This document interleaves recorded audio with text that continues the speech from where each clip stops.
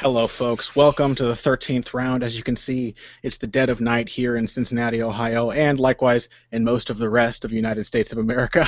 We just witnessed Mayweather versus Pacquiao, the greatest fight of this generation, easily the biggest fight since Lennox Lewis versus Mike Tyson. And considering what we saw, I think you can say we saw two fighters who were much more near their peaks than Mike Tyson certainly was during that fight. So it was a truly fun fight. I think it probably played out similarly to how it would have when both these guys were in their primes. I think they've aged similarly. But regardless, we are here to discuss the scores in the fight, the action in the fight, our emotional, very, very emotional responses to this tumultuous night of fisticuffs. I am Connor Rebush of badlefthook.com. Again, you are watching the 13th round, and with me are Kyle McLaughlin. Hello. Hello, everybody. And the overlord of badlefthook.com, Scott Christ. Scott, how you doing, Hey, man? how you guys doing? Ooh, yeah, my nerves are shaking, man. This whole night I've been like at the keyboard, just trembling, sweating. Yeah, had a lot of that myself.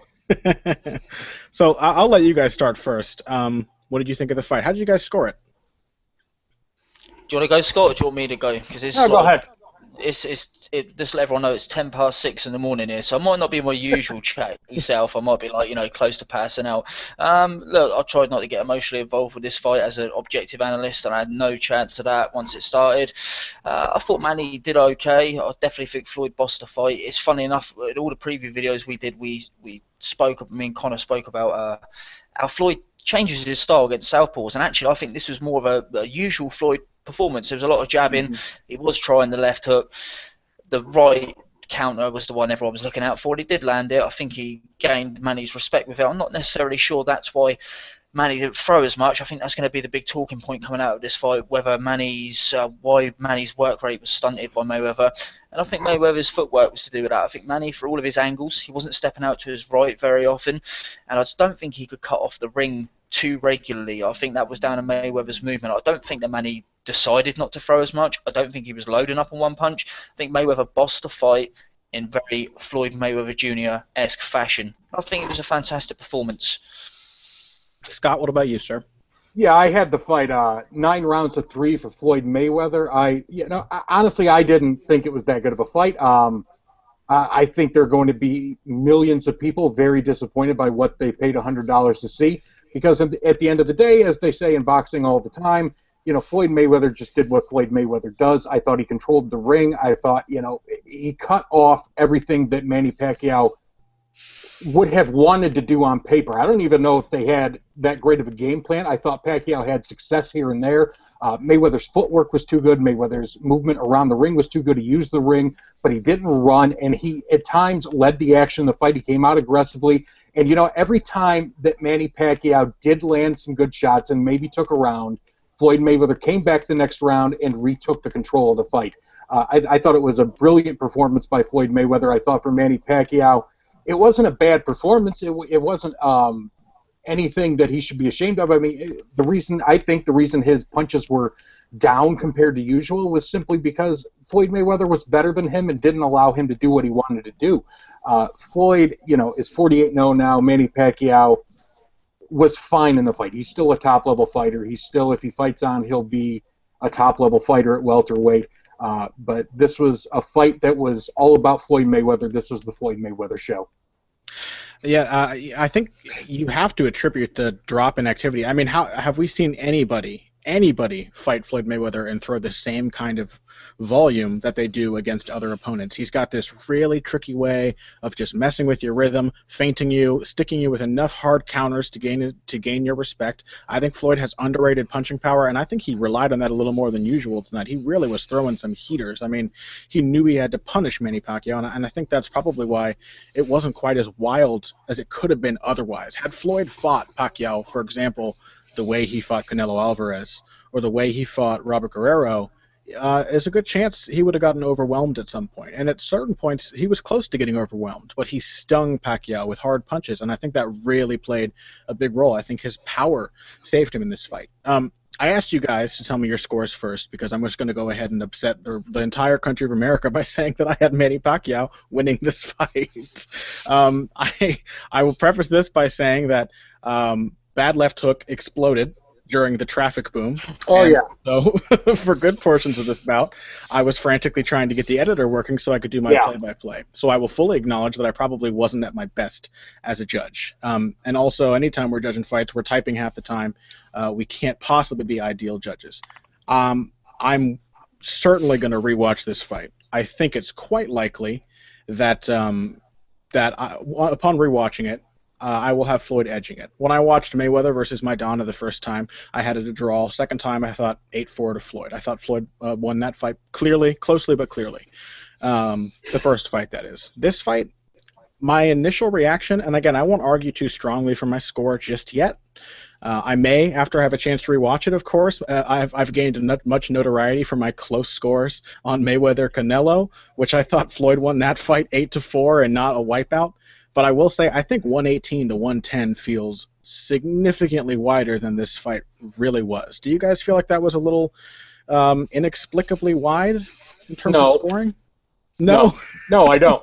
And honestly, if you scored this fight for Manny Pacquiao, no offense, God knows I love you, Connor, but I think you're completely insane. I didn't think this fight was close. I didn't think it was particularly competitive. Floyd Mayweather, to me, won the vast majority of this fight. 10-2, I can see. That's as wide as I can see it. I had it 9-3. I know Steve Farhood had it 10-2. Letterman had it 9-3. I think between 8-4 and 10-2 for Floyd Mayweather, all very solid scores. I think scoring it for Pacquiao, and I had obviously, we're on the same network. I had the same issues with the editor that you did, but I still came out with what I think is the correct score, whereas you kind of veered over to the extreme for Manny Pacquiao. So then I think we can probably take away the fact that maybe it was network issues and say that I based on the Canelo fight and this one, I think I have a distinctly different way of scoring Floyd Mayweather's fights. Do you guys want to hear which rounds I gave to Manny Pacquiao? Sure. I gave Mayweather the first 2 rounds. Thought he edged both of them. The first one was pretty clear for him, actually. He landed some hard right hands in that round. Third round I gave to Pacquiao. That was when our technical difficulties began. Yeah. Let's see. Round 4 and 5 are missing in my play-by-play. I have to go back and fix it.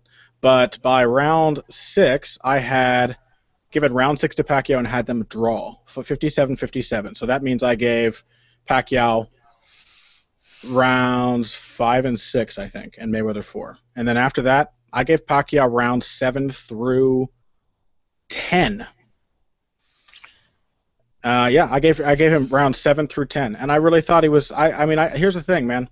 I watch Floyd Mayweather's fights. I see his opponents being ineffective, and I'm so cautious about scoring based on ineffectiveness, which I think is a bullshit way to score a fight. Again, I'm not going to fight too hard for my decision here, but I think in a lot of fights with guys like this, Floyd Mayweather, Bernard Hopkins, Timothy Bradley, I just realized how racist this sounds because I said guys like this. I mean slick spoiler kind of boxers, guys that specialize in making you look bad. Here's a great example. Marquez versus Bradley. I had Marquez winning that fight by 1 point. I know a few other people scored it the same way. Most people believe that Bradley deserved the win. But I really make a conscious effort not to score big moments, whether negative or positive, for one of the fighters. And I think Mayweather gets a lot of credit for making people miss. I also think body shots that land on Floyd are pretty much universally ignored. I think people assume he's catching punches on his arms, or when he pivots out to the side, a punch that lands on the chest doesn't count. To me, a hard left hand to the collarbone, that's a clean punch. That's a scoring area of the body. So a lot of these punches that Pacquiao was landing where he would throw a 4-punch combination, only get in one left to the body, and Floyd pivots away, I think a lot of people look at that kind of exchange and they say, Floyd Mayweather all the way. He got out of there. He made Pacquiao look sloppy. Pacquiao was swinging wide. I call that exchange in favor of Manny Pacquiao. I like the guy who's landing the better punches. That is like my main scoring metric. So if the guy's not landing, I'm not giving him the rounds. I'll toss it to you guys in a minute, but I do want to say, round 12. How did you guys score round 12? Round 12. Do you know what, man? Even though it's the closest round, it's probably the one that's closest to us in terms of time. It's probably the one I at least remember. I remember Floyd bossing the range, and I know what you just said, and I'm not going to go against that, but Manny was trying. He probably landed a shot here and there. I don't know, man. I thought Floyd won that round. And you, Scott? Yeah, I scored that round for Floyd. Man, I'm searching through my memory banks right now, and I cannot remember one single telling blow from Mayweather in that round. Mayweather fought that round as if he knew he had the fight won, and I can't remember him. Out with a couple of jabs. He started out, he landed, I'm sure he jabbed Pacquiao a few times, and then he spun out. Pretty sure he landed that overhand right that he used against Miguel Cotto. He used that one, and then Pacquiao sort of got him in the corner, tried to flurry on him. And look, Pacquiao was landing shots, and there were rounds where I thought, oh, that's close, because Pacquiao would land a flurry and maybe one would land. Floyd would come back with a jab, and I think, oh, that's kind of evened it up. Then Pacquiao would maybe hit him through the guard with an overhand left or a left straight, and then Floyd would come back maybe later on with a straight right, which was a lot cleaner. And that's what I'm thinking. I tend to score rounds like this. Right, the round starts. First guy to do something, he's up, and then the next guy to, if he did that action even it up, or is that guy still ahead? I like to think of it as like a line where it like drifts from one side to the other with each success from each fighter. So Mayweather lands a lead right, it edges Mayweather. Pacquiao lands a good left to the body, it edges Pacquiao. That's how I think of it. And like lighter, glancing, less powerful blows edge it less. Powerful blows score more. I think that's a pretty good move. Yeah, not just in terms of powerful, and I know you don't mean that as well, but in terms of clean shots. And Mayweather's great at doing that. He fights to boxing rules. He has mastered the textbook in terms of the techniques and in terms of the rules. And when he lands a counter shot, it stings. Everybody hears it. The judges see it, and I think Mayweather's just he plays the rules to their utmost. And I think tonight it was perfect. Really, I mean, he was jabbing well. Everything was clean. He did miss. It's not like every shot he was landing. Some of the shots looked like. You guys obviously had better commentary than me as well. I had the UK commentators, and it was bad. Every time Manny kind of scuffed Floyd, it was, look at that Mayweather defense, and Jim Watt saying, Pacquiao's getting nowhere. And then as soon as Floyd jabbed Pac and Pac sort of deflected it and stepped back and shook his head, Jim Watt would say, well, that one hit him because Manny's shaking his head. So everybody at home's thinking, Floyd's getting through, and maybe that's not quite the case. Look, we all need to rewatch it. None of us have watched it with a clear head, but I'm not so sure that 5-10. No offense to you, Conor, man. I love you too, but 5-10 viewers, I'm not sure I could even find a Pacquiao victory, even if I was wearing a bandana and shorts and a pair of Reyes gloves, man. I just don't think I could do it. I know it, man. You got to believe me when I say I came in here prepared to be raked over the coals, because as I said, this is the same thing that happened when I watched Mayweather Canelo. I scored that fight, and I don't know. I'm willing to admit that there's we lost Scott for a second. I'm willing to admit that there's a possibility that in trying so hard not to be taken in by Floyd, because I think you and I, Kyle, can both agree, Floyd is a master of manipulating the eye and the judges. As you just said, he plays the rules. He makes his shots seem cleaner and more telling. He really picks his moments. He seems to have the big moments, whether it's him defending something or him landing a counter. It just really stands out in your mind. But I think I make such a conscious effort to avoid being taken in by that, I may absolutely edge things towards Manny Pacquiao. I think just on my gut feeling in this fight, I feel like an 8-4 win for Floyd Mayweather is probably quite fair. I could perhaps even see a 117 to 112. I absolutely can agree right now, just based on everything I've seen, that's fine with Floyd Mayweather winning that fight. I'm really not upset about it. I also am willing to acknowledge that I probably gave the swing rounds to Pacquiao, and I think there were a lot of swing rounds in this fight. Whether you value the body work of Pacquiao and the aggression, or you value like the big popping moments of Floyd Mayweather. So it's a tough one to call for me. Here's what I'm going to do, fellas. Before I stand up for my scorecard, I'm going to get this fight tomorrow. I'm going to rewatch it, and I am going to frame by frame pick out what I think are all of the scoring and telling punches, and see if I can do an in-depth round-by-round analysis of why I scored this fight the way I did. And in doing so, if I come up with a different score, then I will happily acknowledge that I was wrong. Because as I said, the first time I scored Canelo Mayweather, I had it a wash for Floyd. And I wasn't scoring that fight live carefully. I was just enjoying it. And then I rewatched it really trying to beat the judge, and I was like, ooh, I thought that was pretty close. I know most people disagree. They think I'm a lunatic for that. We'll see what I come up with after rewatching the fight. You guys have any final thoughts on that one before we move on to the undercard? Scott? No, I mean, I have a really hard time seeing the fight for Manny Pacquiao, and I might watch it again too, just to see if it makes any earthly sense to me whatsoever. And I'm really looking forward to you breaking the fight down. Maybe you'll change my mind. I sincerely doubt it, but at least you're going in and looking to do, some in-depth work and an in-depth look at it. Because look, I've certainly in my time scored some bad ones. I mean, everyone does. Professional judges, amateur judges, ringside TV, however you do it. I've certainly had some bad cards in my time too.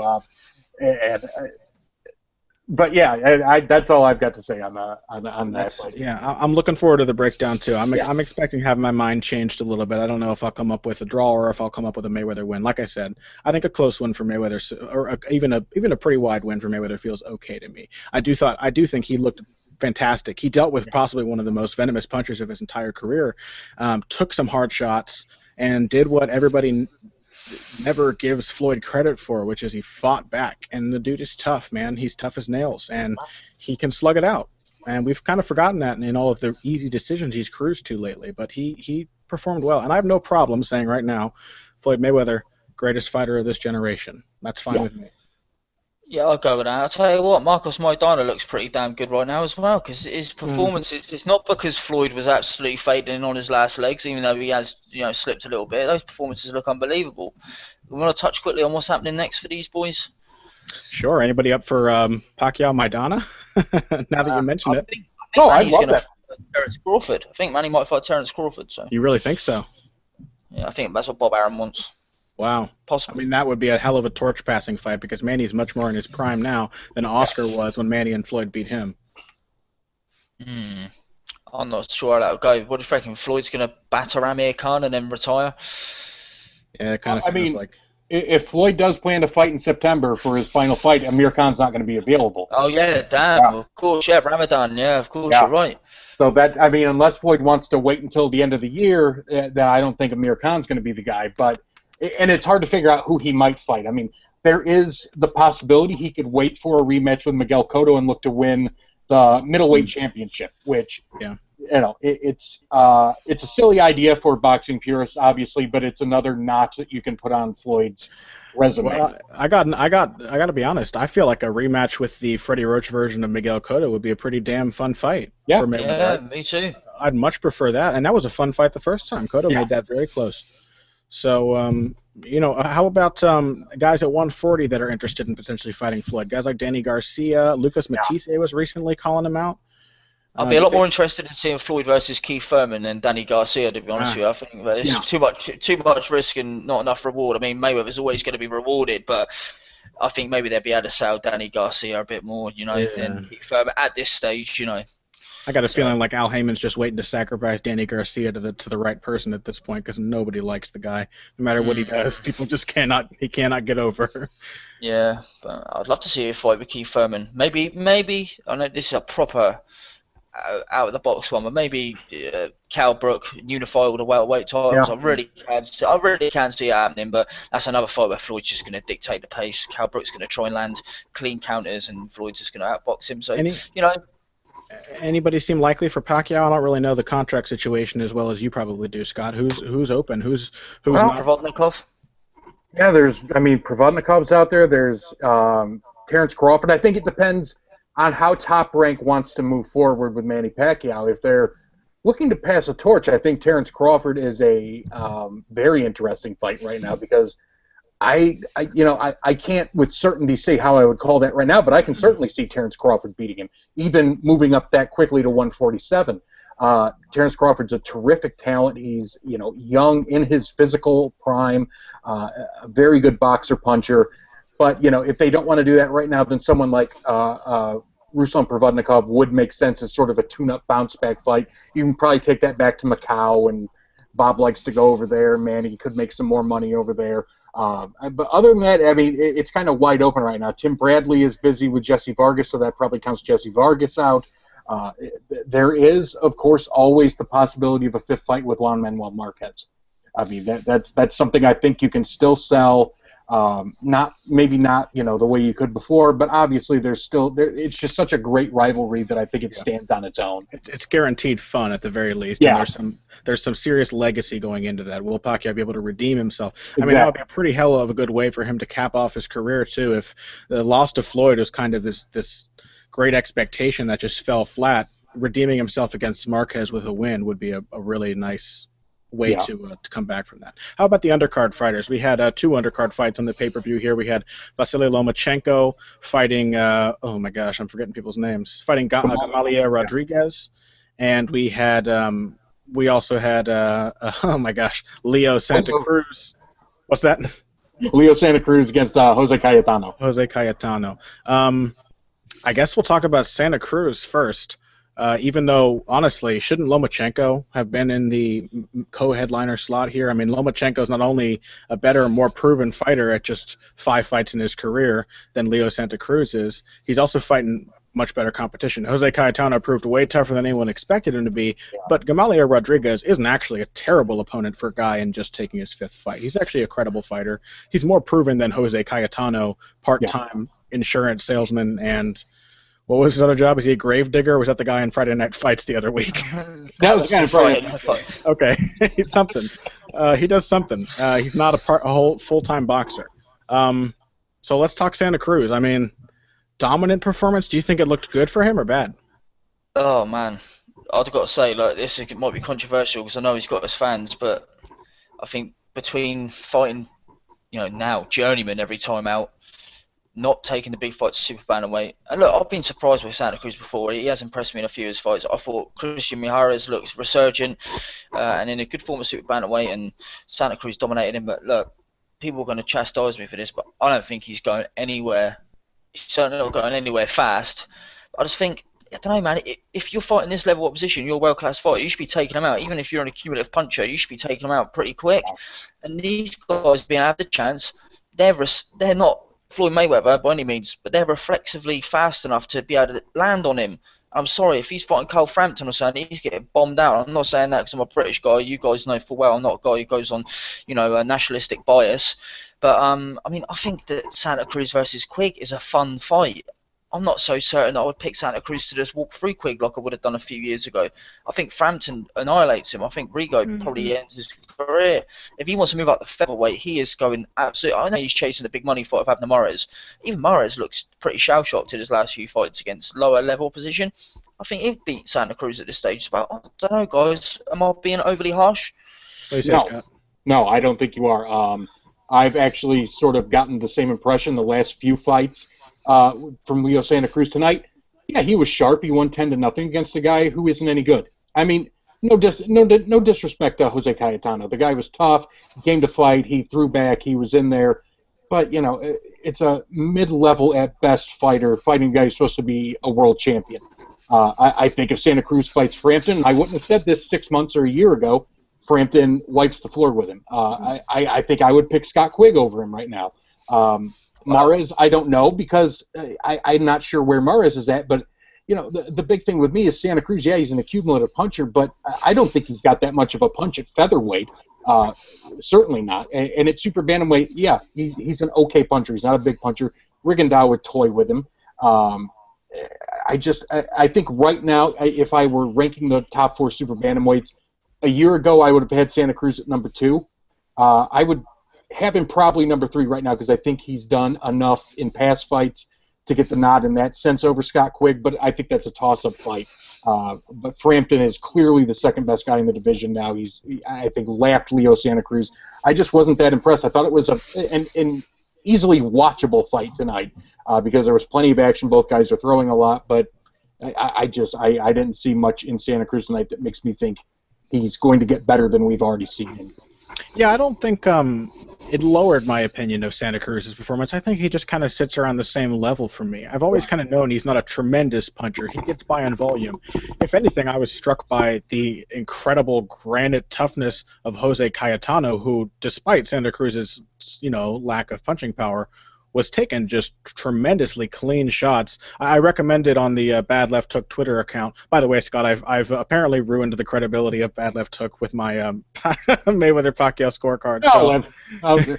I think I've ruined our credibility like 17 times in the last 10 years. So it's okay. I ruined it a couple weeks ago when I scored for Danny Garcia over Lamont Peterson too. So we'll get back. We'll get back on our feet. We'll figure it out. Everyone forgets.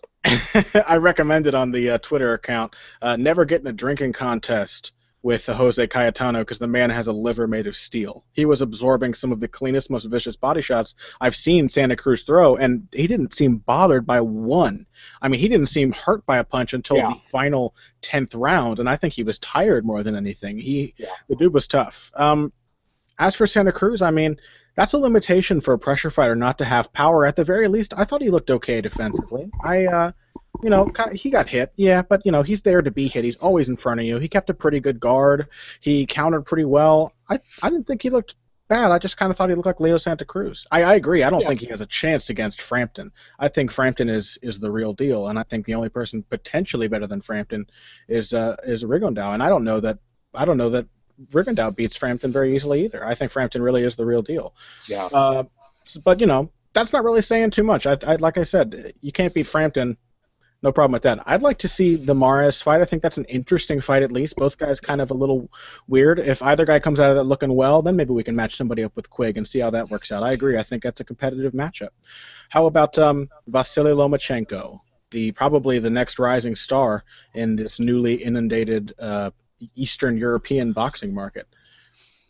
I think he needs to find a balance, Lomachenko, because look, you can tell that there was so much of a hoo-ha, shall we say, about the Salido fight that he has gone the other way. He was very naive in that fight, or maybe too respectful, and he wanted to be a warrior who just soldiered on. But now he's complaining way too much. It's not a good look. On the biggest stage of your career, and you're complaining all the time, and you're in control, people are going to start saying, rather than that Ukrainian kid was amazingly skilled, they're going to pick up all negatives. Oh, that guy who was complaining all the time, yeah, he made Mayweather look like a saint. And then they're going to say, yeah, what was it with the slappy punches, man? Does he not know how to sit down on his shots?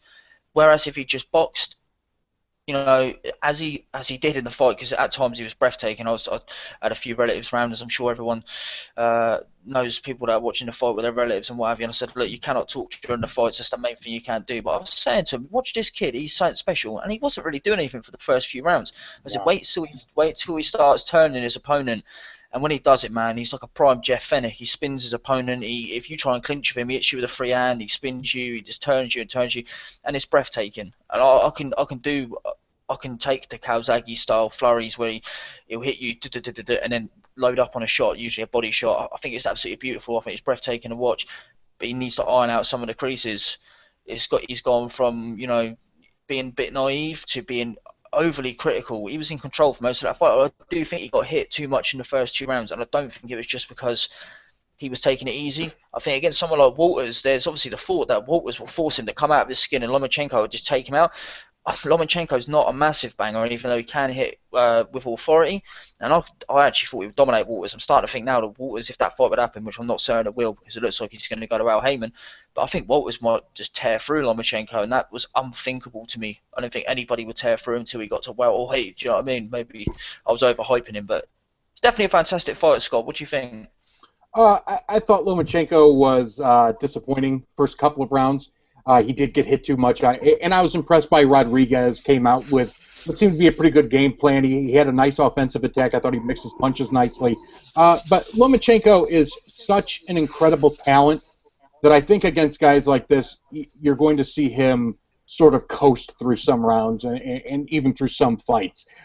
Like I think we saw him do a lot of that against Pierre Yapino last year on the last fight that he had.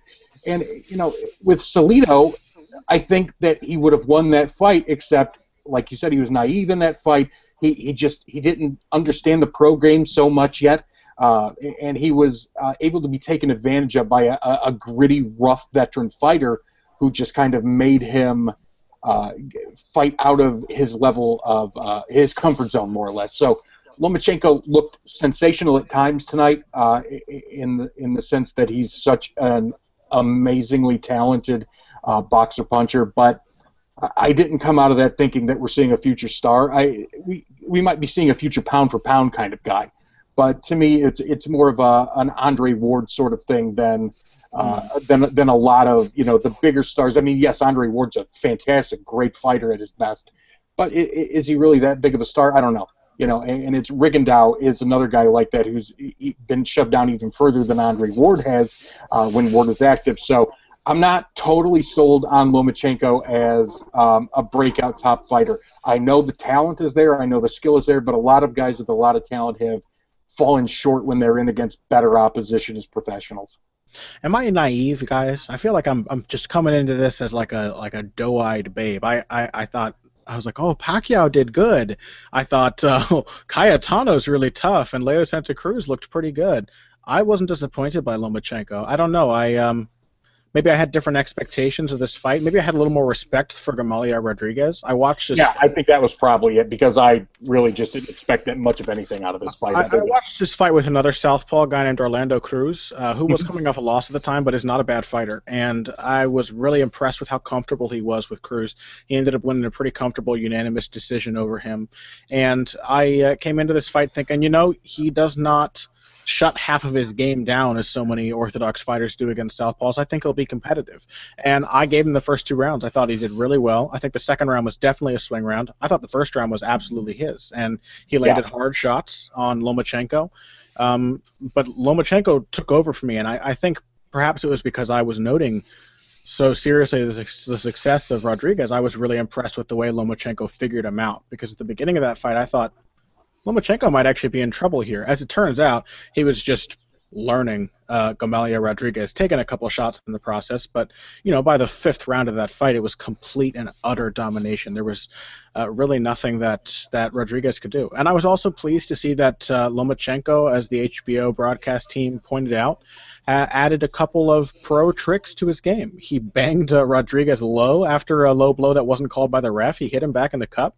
I thought that was pretty smart, honestly. If he'd done that against Toledo, he might not have dropped that decision. And he also was hitting a lot more when he was being grabbed. Rodriguez was exhausted. He'd stumble into the clinch. He'd tie up an arm. And at one point, Lomachenko hit him with 4 or 5 crisp little right hooks to the jaw as his left arm was tied up. I think that's pretty solid. I like to see that kind of development. So maybe I'm just looking at Lomachenko the way we've said we look at Adrian Broner now, where it's like, he's not always going to impress, but I'm just looking for those little signs that something's changing. And I think with Lomachenko, I've seen those signs. I'm expecting good things from him. I think you're probably correct on that, or at least there's certainly not an argument against it, I don't think. With Lomachenko, for me, I think maybe my expectations for Rodriguez were too low. If you saw something in the Cruz fight, which I didn't watch, obviously, if he looked good in that fight and you saw things in that I obviously couldn't have seen if I didn't watch the fight, then maybe my expectations would have been different too, and I would have thought more of what he did tonight. I did think he lost the first round at least, maybe the first 2.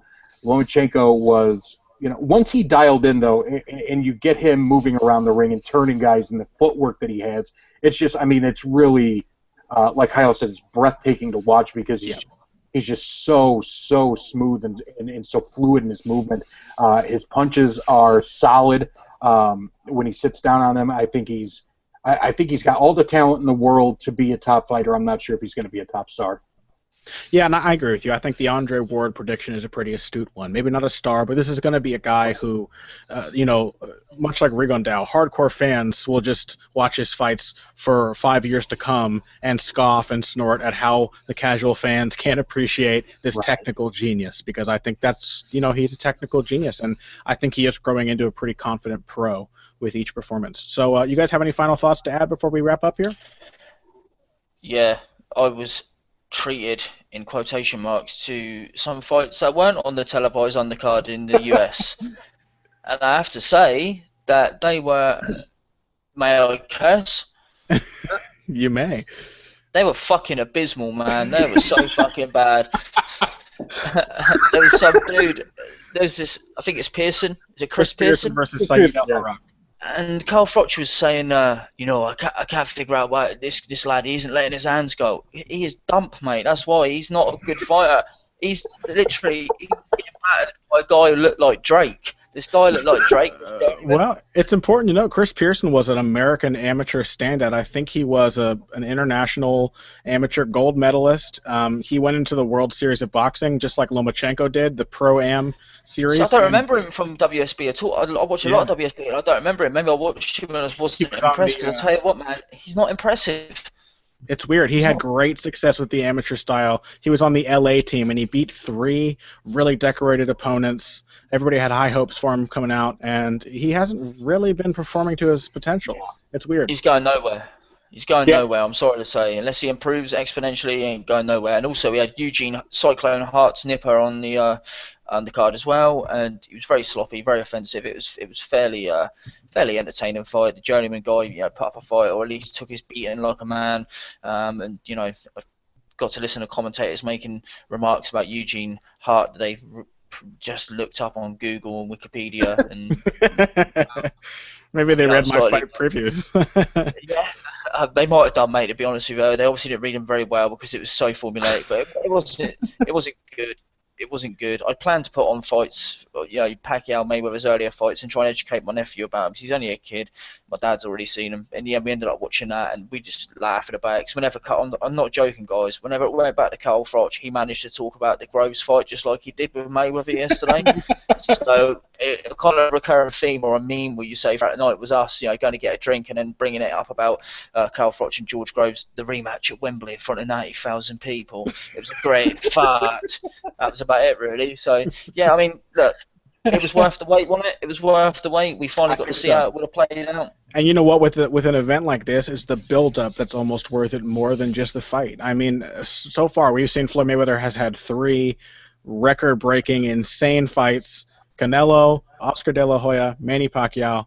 None of them have been what most people were hoping for or expecting, and at a certain point, that's kind of our fault. Floyd Mayweather is really good at slowing the fight down, taking the fight out of it a little bit, and making you miss and look bad. That's kind of his thing. He does it better than anyone else, though. So, generation's best fighter. I'm cool with it. I accept it. Look out for that breakdown, though. It's coming next couple of days. I'm going to see if I scored this fight correctly or not.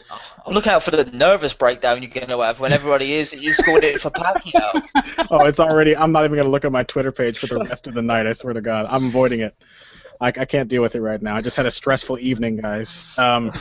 Thank you, everybody, for joining us. This has been the 13th round. I hope you guys enjoyed the fight. I thought it was a fun event, even though I ended up being disappointed by being so wrong about the decisions. I thought it was fun, but I guess I'm like a naive kid. I'm just like overjoyed and grinning at the TV. I was all anxious with nerves and everything, the build-up, the intensity of the whole thing. Thought it was fantastic. So, I probably won't get to experience another event like this for a long, long time. So I'm still going to cherish it, even if it didn't turn out the way I expected or hoped. If you guys want to get in touch with us, if you have any comments about the show, if you have any comments about my egregious scorecard, you can find us on social media. I am Connor Rebush. You can find me at BoxingBush, B-U-S-C-H. Kyle, your Twitter handle? I am at Ferocious Flea, but don't contact me for a few days, please. And Scott? Scott Chris BLH on Twitter. Just really quickly, I'd like to apologize to all the bad left hook readers who endured Connor's scorecard tonight. He doesn't speak for the site entirely, but I just hopefully he will go through this rewatch and come out with a little more rational scorecard. I made sure just after the credibility comments, I made sure to put, because we always put bad left hook scored it, blah, blah, blah, blah, right, at the bottom of the post. I put bad left hook, and in parentheses, that is to say, Connor Rebush scored it. I wanted to protect the reputation of the site. Yeah. We'll see. I may end up defending myself. I have no problem defending my Canelo Mayweather scorecard to this day. So if I feel like I was right, I'll still feel like I was right. But, I'm not expecting that I will. We'll see if I was incredibly wrong. I do think it was close, but we shall see. Thank you, everybody, for joining us. This has been the 13th round. Again, we hope you enjoyed the fight. If you want to check out all the post-event coverage, if you want to catch that ridiculous article I'm about to write up, go to badlefthook.com. We've also got great fights coming up in the future. Canelo Kirkland is definitely one to look forward to. It's looking to be a pretty good year for boxing, PBC, all kinds of fun events. So thank you once again for joining us, and have a good night.